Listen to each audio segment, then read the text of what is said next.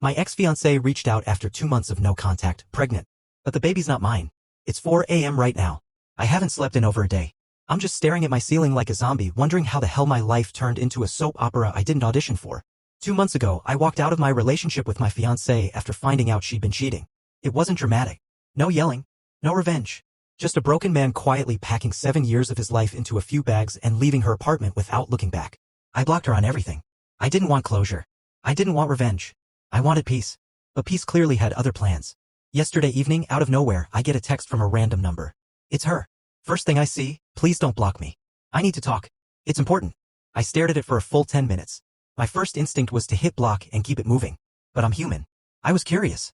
Against my better judgment, I texted back. What do you want? 2 hours later, we're sitting in a corner booth at the same diner where we had our first date 7 years ago. She looked different. Not physically, still the same girl I fell in love with, but something behind her eyes was off. Like she aged emotionally in a short span. I asked what this was about and she just blurted out. I'm pregnant. I didn't react. I didn't freak out. I just blinked. She went on, I don't know if it's yours or his. His. As in, the guy she cheated with. The guy she left me emotionally wrecked over. We sat down and started pulling up calendars, texts, timelines, trying to piece things together. I'm not proud of how invested I got. A part of me wanted it to be mine, just so it could mean something. But the math didn't lie. Based on everything, there's almost no way the baby's mine. When we hit that conclusion, she just sat there silently for a second, then burst into tears. Not like graceful movie tears, full-on ugly crying in public. Then she got up and walked out. I didn't chase her. I went home, brain spinning. And then my phone rings again. This time it's her grandmother who basically raised her since her parents were out of the picture. And this sweet old lady is screaming at me, calling me irresponsible, a coward, accusing me of abandoning my child. I couldn't even get a word in. She hung up before I could explain. I should have let it go. But I didn't. I drove to her house. And when I got there, the whole damn extended family was there, uncles, aunts, cousins. It felt like an intervention. And I walked right into it. I'm not gonna lie, driving over to her house was probably not my smartest decision. I was running on fumes, running on 25 hours of no sleep and pure disbelief. I wasn't even angry at that point. I was just numb. Like my body was moving on autopilot and my brain hadn't caught up yet. I pull into their driveway expecting maybe her grandma and a cold shoulder. Instead, I walk in and it's like a damn town hall meeting. Her grandma's there, 3 uncles, 2 aunts, and even her cousin who I swear hated me since day one. Everyone turns to look at me like I just stepped into court. I take a deep breath and say, can I explain what's going on before anyone else calls me a deadbeat? Her grandma immediately starts again, calling me heartless, selfish, saying I ruined her granddaughter's life. But then, thank God, her oldest uncle, Steve, cuts in. Ma, let him speak. I lay everything out. I tell them about the cheating.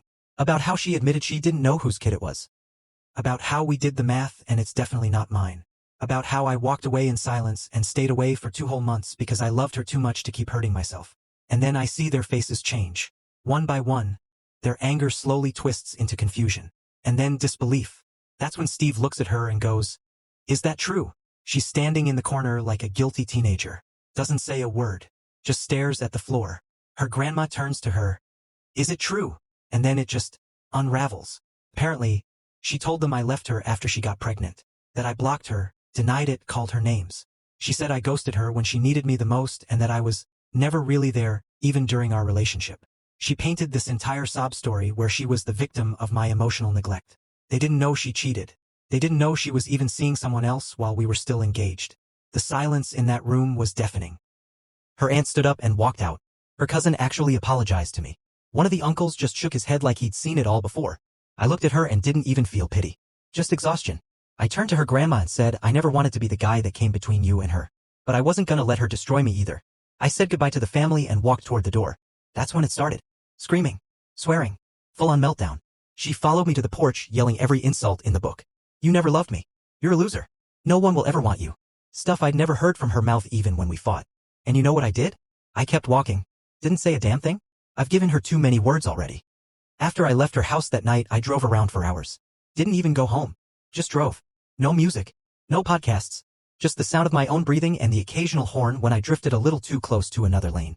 I ended up at a gas station at 3:30 a.m. sitting in the parking lot, drinking lukewarm coffee and wondering how 7 years of my life got flushed down the drain. I wish I could say I cried. I didn't. I just felt nothing. Like my emotions were on strike. Everything in my chest was hollowed out. I went home when the sun came up, crashed for a few hours and then dragged myself to work. I work IT at a local business hub. It's not glamorous, but it pays the bills and keeps me distracted. At least it used to. Because 2 days later she showed up. I was at my desk, headphones on, trying to troubleshoot someone's printer issue when I hear someone say my name from behind. I turn and there she is. Standing in the office lobby, visibly pregnant now that I'm really seeing it, with tears in her eyes and a look like she's just seen a ghost. My coworker gave me a wide-eyed "WTF is happening" glance and dipped. I stood up, motioned her outside, and the moment we stepped out she just broke down again. "I'm sorry. I lied. I panicked. I didn't know what to do," she sobbed. "I shouldn't have told my family those things. I just didn't want to look like the bad guy. You were always so perfect." I didn't say anything at first. I just stared at her. Then I said, "You weren't just the bad guy. You were the villain." She flinched at that. But I meant it. She kept going, talking about how the guy she cheated with ghosted her the moment she told him about the pregnancy. Turns out he was married. She didn't know. Or maybe she did and didn't care. Either way, now she was alone, scared, and pregnant. And she wanted comfort. From me. The guy she betrayed. I asked her what she really wanted. She didn't even pretend. She said, "I want you to come back. Be with me. Help me raise this baby. We can start over." I actually laughed. Loud. It just came out. 7 years of love, pain, betrayal, and now this? It sounded like a sick joke. I told her flat out, "I am not raising another man's child just because you miss how good I made your life feel." She tried to guilt-trip me, talking about how we had history, how I once promised to always be there for her, how she had no one. That last part almost got me. Almost. But I wasn't her safety net anymore. I told her she needed to grow up and take responsibility. Then I turned around and walked back inside. That was the last time I saw her. Or so I thought. After that confrontation at my office, I thought it was over. I blocked her number again, deleted every old message, even changed my damn route to work just to avoid passing that diner where everything had started. I wanted her out of my life in every way possible. But when someone's desperate and backed into a corner, they don't just walk away. They claw. It started with messages from her friends. People I hadn't spoken to in months suddenly popping into my DMs. One even said, "Hey, I know things got messy, but she really needs you right now." Another said, "She's in a bad place. Are you really gonna let her go through this alone?" I didn't respond to any of them. Then, a week later, I got a call from my boss. Yeah, my actual boss. Apparently, someone had sent an anonymous email to HR accusing me of verbal abuse and abandonment of a pregnant partner. They didn't have to say her name. I knew who did it. I was lucky. My boss had already heard bits of what happened and basically said, "Look, man, just lay low. Don't give her any more fuel." But still, I was livid. She'd really stooped that low? No. Turns out she could go even lower. A few days later, I got a call from one of her aunts, Tina. I barely remembered her, but she had been one of the few people who hugged me when I left her house that day. She sounded nervous. She said, "Hey, I think you should know something. It's about the baby." I didn't want to know. I really didn't. But she went on anyway. Apparently, the guy my ex cheated with? The married guy? Yeah. Not married. Not even in a relationship. In fact, she lied to him too, told him she was single. Played the whole innocent card. When he found out she had a fiancé, he bailed. But here's the kicker. She told him the baby was his and then told me that it might be mine, depending on who would come back and save her first. Let me repeat that. She was fishing to see which guy would fall for it harder. Tina found out because the guy had shown up at a family gathering after getting randomly invited by my ex. She was still trying to rope him in. He apparently lost it. Yelled at her in front of the entire family. That's when Tina put 2 and 2 together and called me. At that point, everything inside me snapped. Not in a violent way. Not in an angry way. Just done. No more numbness. No more sadness. Just finality. I wasn't just dealing with a cheater. I was dealing with a manipulator so deep in her own lies. She couldn't tell which one she told last.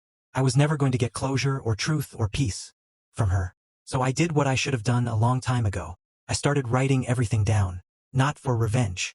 For me. I guess that's why I'm writing all this now. Not to get sympathy. Not to go viral. Just to let this weight out of my chest so I can finally breathe again.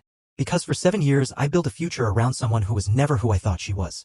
And for 2 months after it all crashed, I let her keep living rent-free in my head, lying, manipulating, dragging me down with her. Not anymore. After her aunt told me everything, I didn't confront my ex. I didn't call, didn't text. Nothing. I didn't know her anything. Instead, I called my therapist, someone I hadn't talked to since college, and made an appointment. Best decision I've made in a long time. We didn't talk about her. Not at first. We talked about me.